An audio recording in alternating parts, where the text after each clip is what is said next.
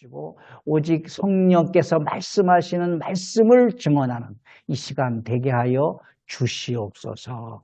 예수님 이름으로 기도하옵나이다. 아멘. 거대한 상수리 나무 아래 바위가 놓여 있습니다. 나무가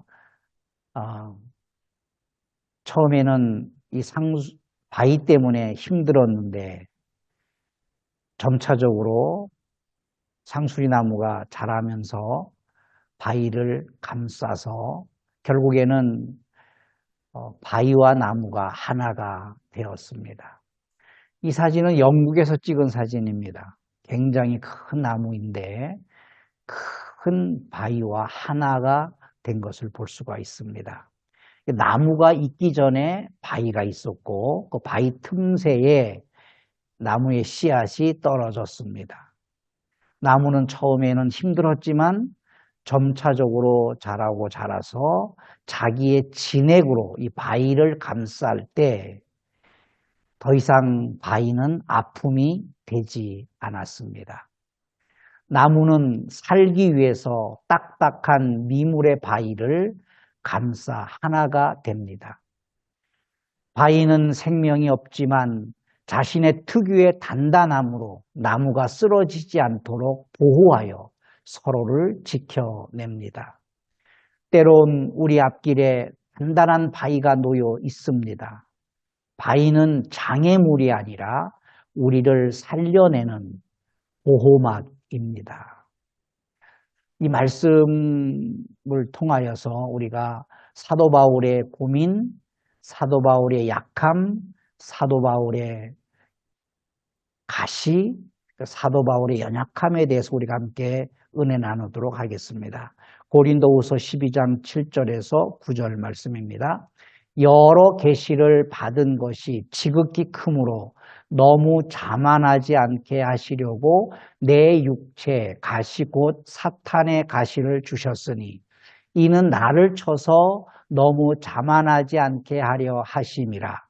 이것이 내게서 떠나가게 하기 위하여 내가 3번 주께 간구하였더니 나에게 이르시기를 내 은혜가 내게 족하도다.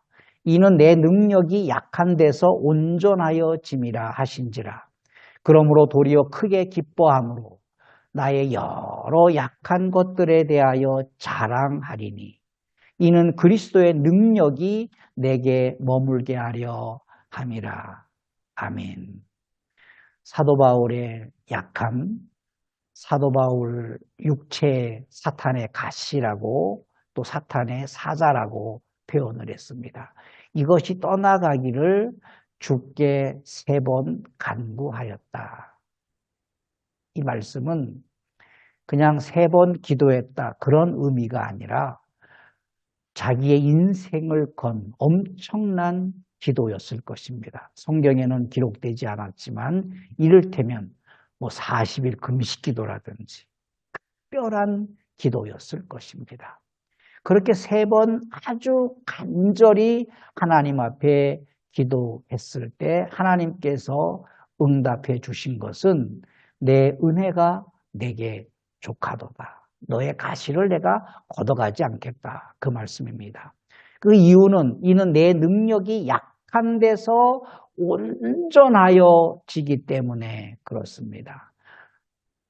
사도 바울의 여러 약한 것들에 대하여 그래서 이제는 숨기는 것이 아니라 자랑하게 되었는데 그 이유는 그리스도의 능력이 사도 바울의 연약함, 사도 바울의 약함 때문에 그리스도의 능력이 머물게 하기 때문입니다. 그래서 오늘 이 말씀을 통하여서 내 약함을 자랑하라. 세상에 자랑하라는 것이 아니라 우리가 하나님 앞에 우리의 약함을 고하는 겁니다. 우리의 약점을 고하는 겁니다. 우리의 연약함을 하나님 앞에 아뢰는 것입니다. 세상의 법칙은 약함을 철저하게 감춰야 됩니다. 가문의 약함이랄지, 가문의 약점이랄지, 우리 조상들의 약점이랄지, 우리 조상 중에 친일파가 있다면 그 친일파 그 사람도 감추고 또 우리 조상 중에 북한을 도운 사람이 있다면 그것도 감추는 사람들이 있습니다. 뿐만 아니라 부모님들의 약함도 감춥니다. 나의 약함도 감춥니다. 이 세상의 법칙입니다. 세상은 약함을 감춰야 됩니다. 세상에서는 취직할 때 이력서를 씁니다. 그 이력서에 나의 약함을 쓰는 것이 아니라 나의 강점, 나의 장점만을 써야 됩니다. 그리고 자기소개서에도 나는 연약한 사람입니다. 나는 약함이 많습니다. 나는 부족한 사람입니다. 그렇게 자기소개서를 쓰면 취직할 수가 없습니다. 나는 강한 사람입니다. 나는 장점이 많습니다. 나는 단점보다는 장점이 더 많은 사람입니다. 세상의 법칙은 약함을 철저하게 숨겨서라도 바꿔서라도 철저하게 감춰야 됩니다. 그러나 성경은 우리의 약함을 철저하게 드러내야 됩니다. 세상은 우리의 약함을 감추는 것이고 성경은 우리의 약함을 철저하게 드러내야 되는데 무엇이 다를까요? 세상은 약함이 약점이 되는 약육 방식의 방식으로 세상이 운영되어지기 때문에 그렇습니다. 그러나 하나님의 나라 성경의 법칙은 약함이 강점이 되는 사랑의 나라 방식입니다. 우리의 약함을 하나님께서 감싸주시는 것입니다. 나무가 바위를 감싸는 것처럼 그래서 서로 하나가 되어서 더 든든한 강점이 되는 것처럼 우리의 약함을 하나님께 아뢰을 때 하나님이 우리의 약함을 통하여서 하나님의 강점을 하나님의 은혜를 우리에게 덧입혀 주시는 것입니다. 세상은 장점과 강점으로 이루어진 집단입니다. 작은 회사일지라도 사람을 뽑을 때 그 중에서 가장 강점이 있는 사람, 큰 회사면 더 많은 강점과 장점으로 이루어진 집단 사회입니다. 그러나 하나님의 나라는 반대입니다. 약한 사람들이 모이는 겁니다. 약점과 약함으로 이루어진 사랑의 공동체입니다. 그런 약함이 있는 사람, 약점이 있는 사람이 사역자가 되는 것이고 부역장이 되는 것이고 교사가 되는 것이고 교회 지도자가 되는 것입니다. 세상 사람들이 볼 때 교회를 얕잡아 볼 수가 있습니다. 구멍가게도 사람 한 명 쓸 때 누가 더 힘이 강하냐, 누가 더 강한 사람이냐 그 사람을 보고 뽑는데 거대한 하나님의 나라 교회 공동체는 약한 사람을 뽑게 됩니다. 약점과 약함으로 가득한 사람을 뽑게 됩니다. 세상은 장점과 강점으로 이루어진 집단이지만 장점은 강함이 되기도 하지만 그 강함들이 서로 경쟁하여서 충돌하게 됩니다.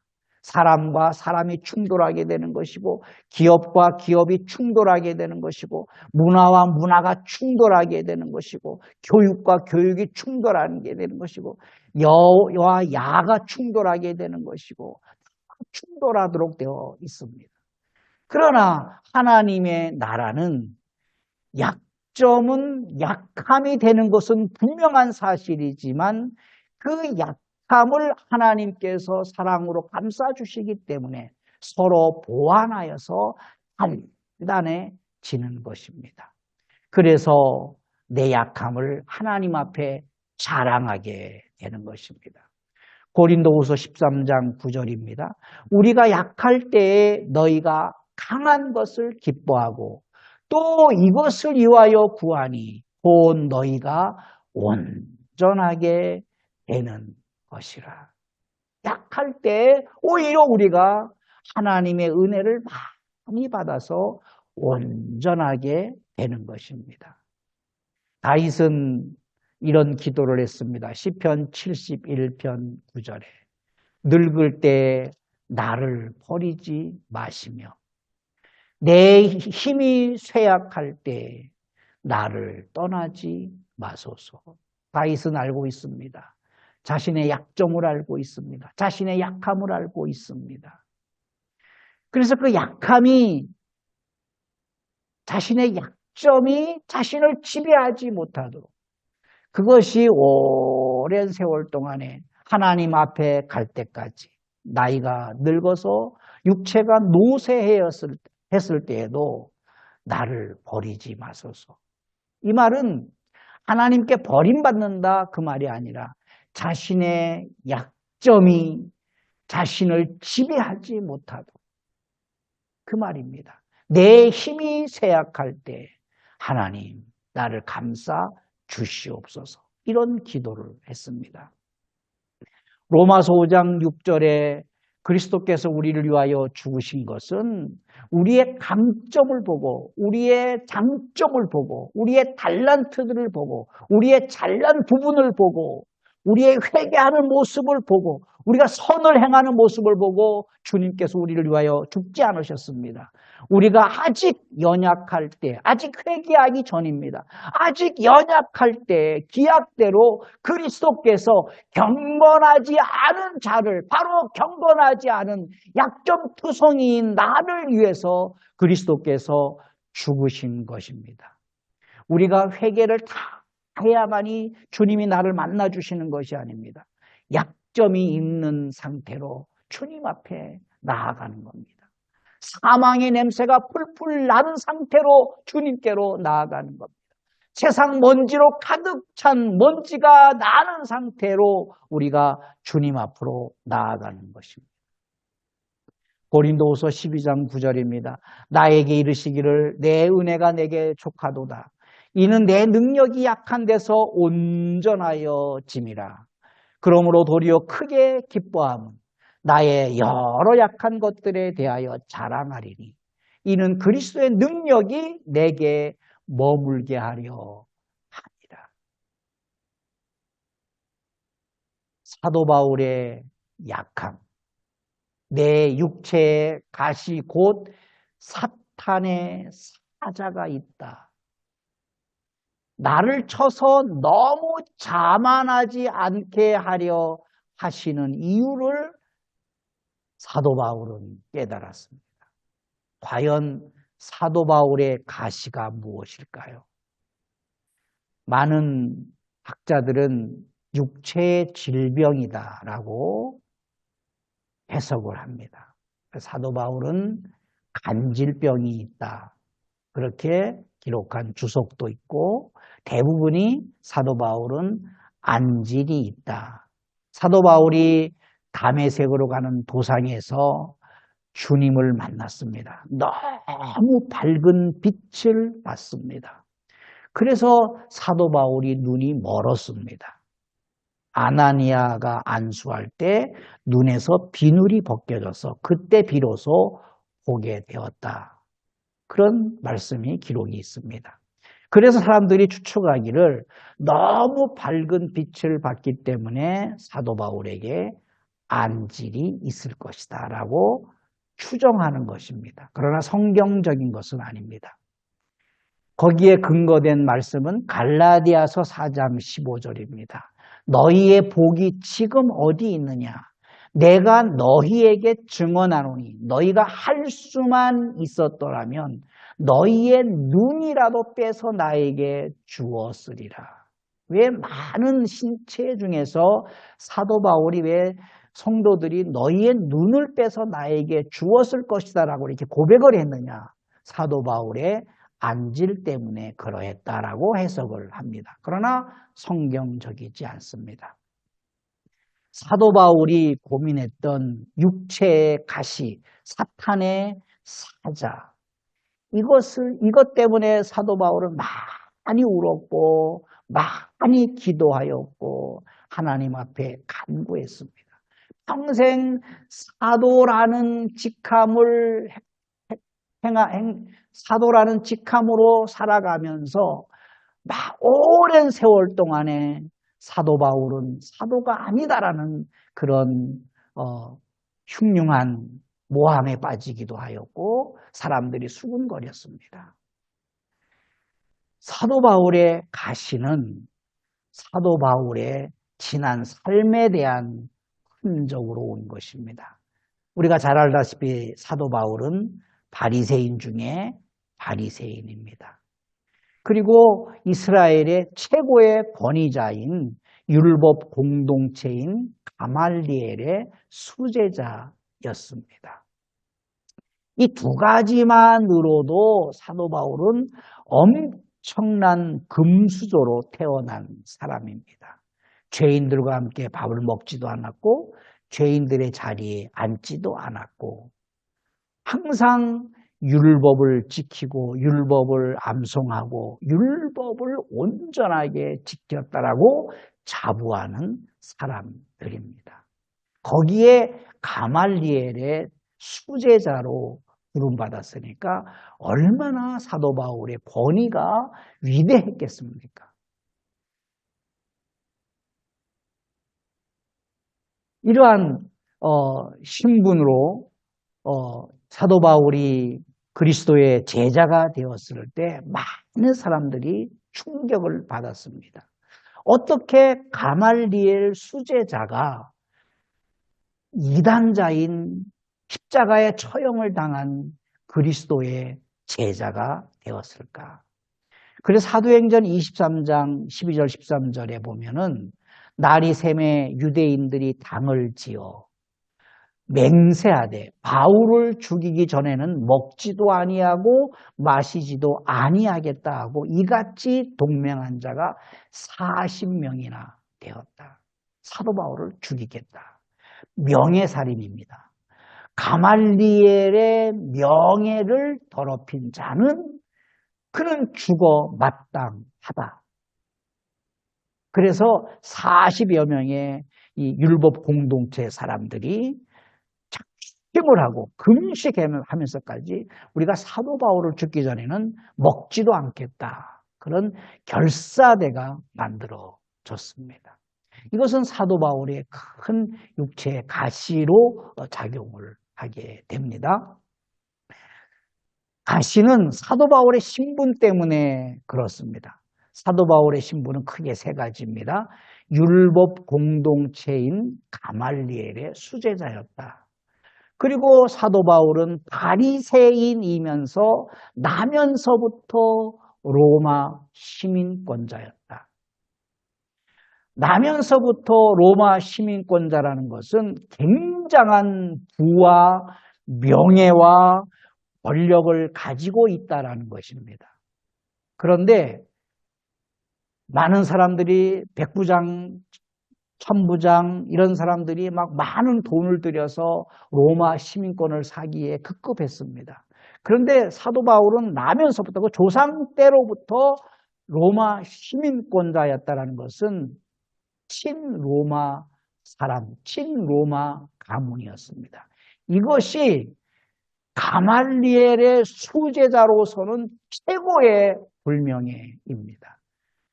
다시 말하면 오늘날 정치를 하면서 어떤 당의 차기 대권자인데 그의 할아버지부터 친일파였다.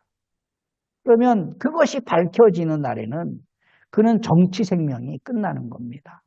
그냥 단순한 친일파의 얘기가 아니라 그냥 조상 대대로부터 로마 황제로부터 보호받는 로마 황제에게 충성을 다한 반역자의 신앙을 배반하였고 하나님을 배반하였고 유대인들을 민족을 배반한 사람이라고 낙인 찍히는 그런 시민권이 되는 겁니다.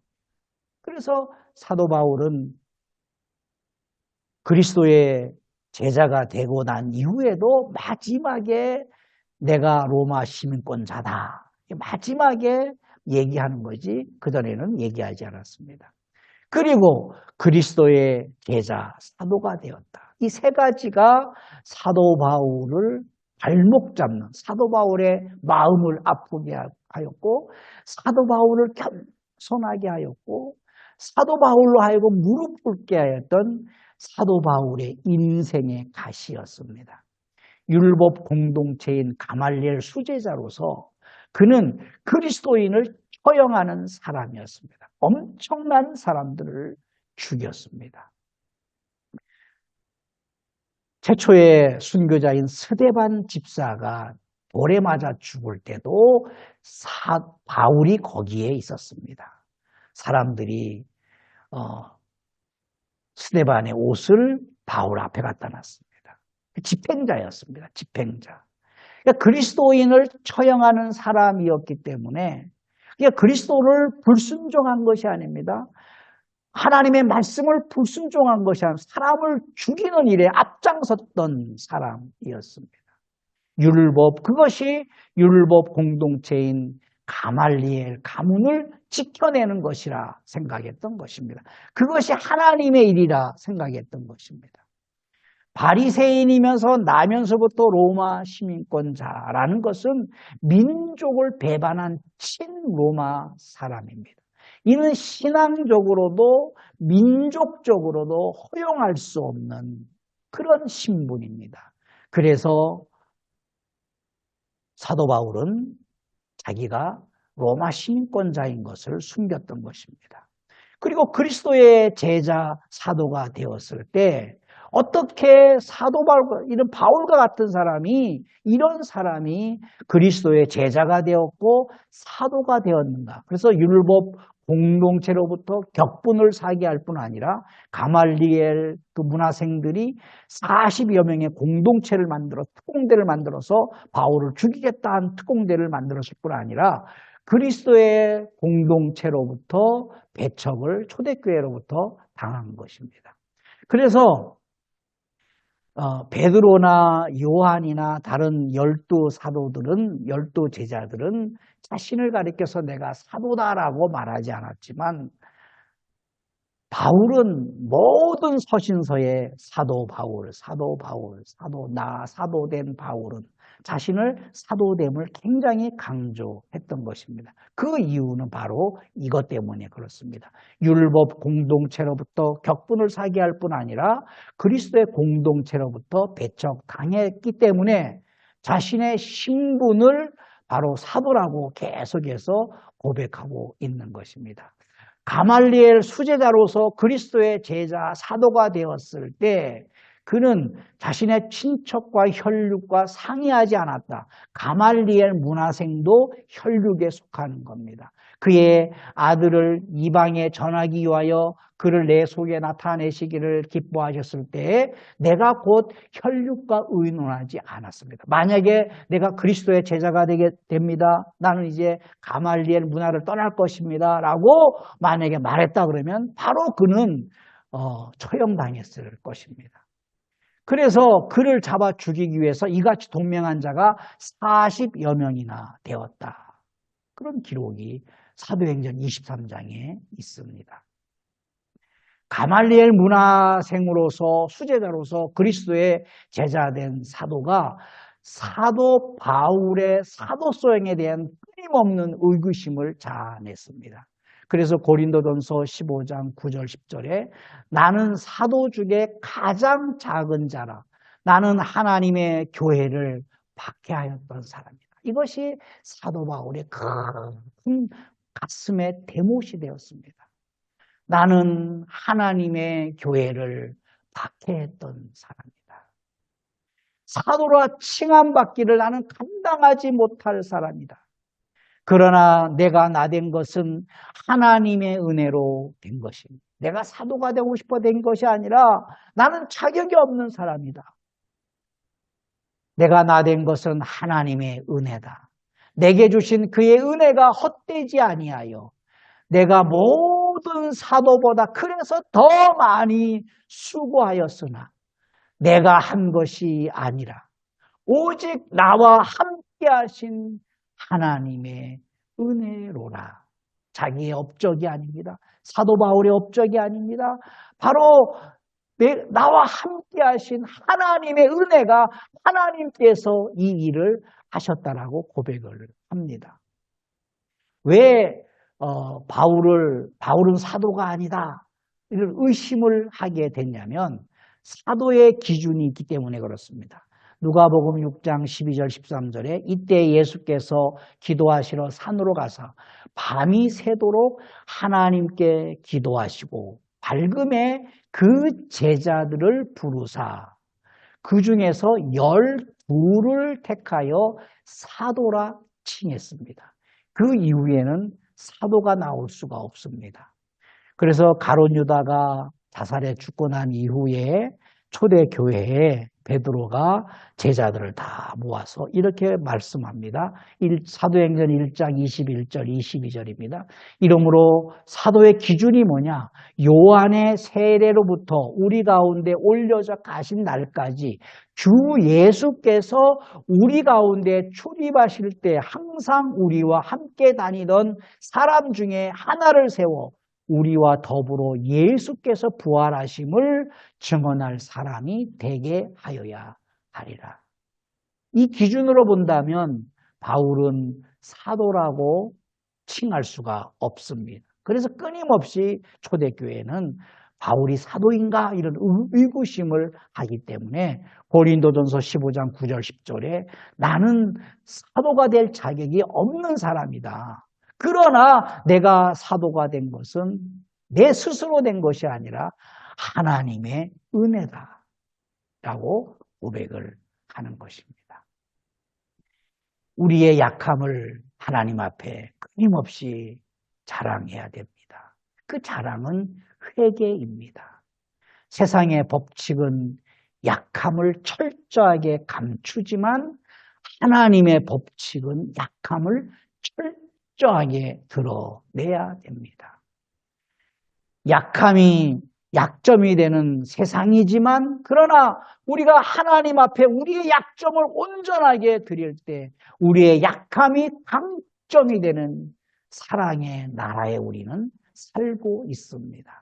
그러므로 우리는 이렇게 고백할 수가 있습니다. 우리가 약할 때 너희가 강한 것을 기뻐하고 또 이것을 위하여 구하니 곧 너희가 온전하게 되는 것이다. 우리가 아직 연약할 때 기약대로 그리스도께서 경건하지 않는 나를 위하여 죽으셨다. 이것이 오늘 우리에게 믿음이 되어야 됩니다. 사도 바울의 고민, 사도 바울의 약점, 사도 바울의 가시, 그것은 그의 인생을 살아온 흔적 때문에 그렇습니다. 그러나 그것을 위해서 간절히 기도했을 때 하나님께서 나에게 이르시기를 사도 바울에게 말씀하시기를 내 은혜가 내게 족하도다. 내가 약하기 때문에 하나님의 그 약점을 들어서 강하게 사용하신 것입니다. 사도 바울의 고민, 사도 바울의 믿음은 오늘 우리들의 믿음입니다. 내 약함을 감싸 안으시는 하나님, 그리하여 내 약함이 강함되게 하시는 하나님 앞에 우리 자신을 온전히 드리는 저와 여러분 되기를 예수 이름으로 축복합니다. 아멘. 살아계신 아버지 하나님, 우리는 약한 존재입니다. 연약합니다. 우리가 결정한 것, 언제는 마음이 동하여서 내가 이것을 하리라 결정했지만 하루 이틀 며칠이 지나면 흐지부지 그것을 할 능력이 없습니다. 우리는 할 수 있는 게 너무 없습니다. 너무 약합니다. 너무 연약합니다. 그렇기 때문에 우리의 약함을 보시고 우리의 연약함 때문에 그리스도께서 십자가에 죽으신 것을 믿습니다. 이제는 우리의 약함을, 우리의 연약함을 주님께서 감싸 주셔서 우리에게 강점이 되게 하신 것을 믿습니다. 내 약함을 감싸 안으시는 아버지 하나님, 그리하여 내 약함이 강함되게 하시는 아버지 하나님을 믿습니다. 그 아버지 하나님과 동행하면서 우리의 약함을 자랑하는 우리들의 삶이 되게 하여 주시옵소서. 예수님 이름으로 기도하옵나이다. 아멘. 말씀.